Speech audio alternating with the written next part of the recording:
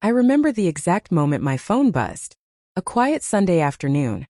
The kind where sunlight drifts through the blinds and the world outside feels muted. I wasn't expecting drama.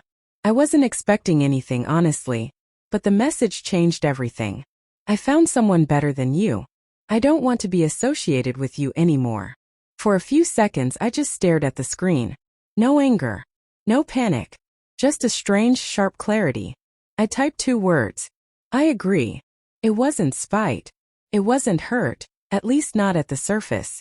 It was the realization that years of patience, compromise, and emotional investment meant nothing to her. No conversation. No explanation. No decency. Just a cold decision delivered through a text message. So I made mine. The supplementary card she used? Deactivated.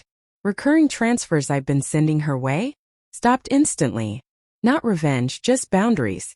If she wanted a clean break, I'd give it to her with precision. The first 24 hours were strangely peaceful. Laundry. Groceries. Emails.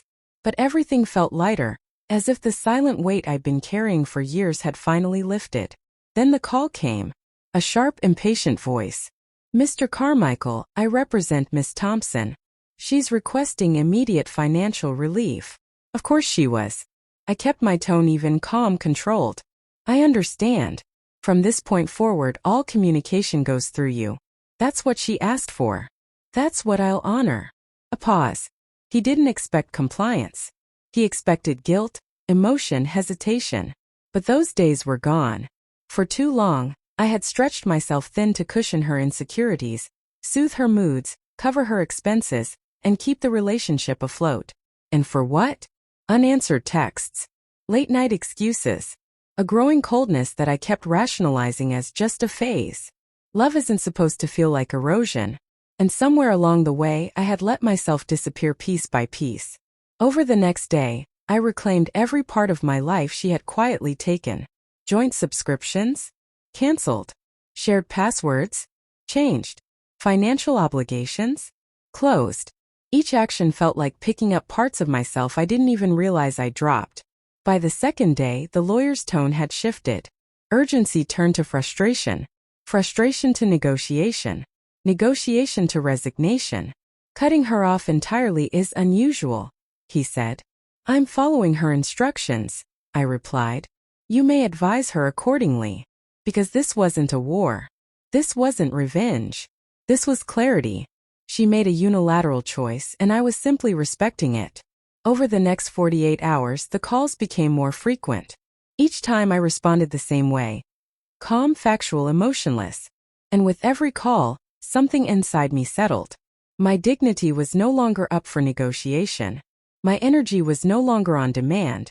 My presence was no longer something she could dismiss and still expect to benefit from. By the third day, the fight she anticipated never arrived. There is no battle when one side refuses to play. What she expected was emotional chaos. What she got was structure. Boundaries. A version of me she could no longer manipulate. And that's when it hit me. It wasn't about money. Or texts. Or lawyers. It was about the years I spent giving unconditionally time, trust, support, stability, hoping she'd meet me halfway. She never did. And the moment she walked away without hesitation, I finally understood. The chains I thought were love were actually obligations I had created for someone who didn't value them. By the end of the week, my life felt different. Not empty. Not broken. Just clean. Clear. I moved through my days with a settled kind of confidence, grounded in the understanding that I would never again let myself be quietly drained for someone else's convenience. The text. The lawyer. The sudden ending. It was jarring, yes, but necessary. Because sometimes endings don't whisper. Sometimes they hit like thunder, loud and unavoidable. And if you stay calm, if you respond with precision instead of panic, that storm becomes something you can walk out of standing tall. For the first time in a very long time, I slept peacefully. Not because she was gone, but because I was finally home in myself.